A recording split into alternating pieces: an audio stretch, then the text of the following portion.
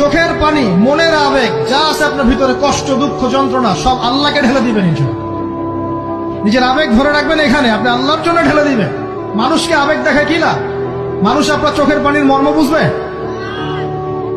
মানুষ কি মানুষের চোখের পানির মর্ম বুঝে?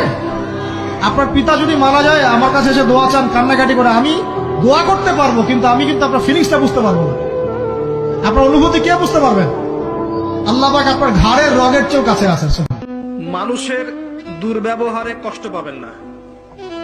যখন কাছের মানুষরা আপনাকে কষ্ট দিবে, এবং কাছের মানুষ কষ্ট আপনাকে দিবেই, কাছের মানুষরা আপনাকে বেশি কষ্ট দিবে জীবনে, তখন আপনি কষ্ট পাবেন না যদি আল্লাহর জন্য ওদেরকে ভালোবাসেন। যে আমি তো আল্লাহর জন্য এই কাজগুলো করছি, তারা শুকরিয়া আদায় করলেই বা কি আর না করলেই বা কি, তখন আপনি কষ্ট পাবেন না। দুইজন ব্যক্তি যারা আল্লাহর জন্য পরস্পরকে মহব্বত করে, এই দুইজন মানুষকে আল্লাহ পাক আরশের ছায়া ছায়া দিবে।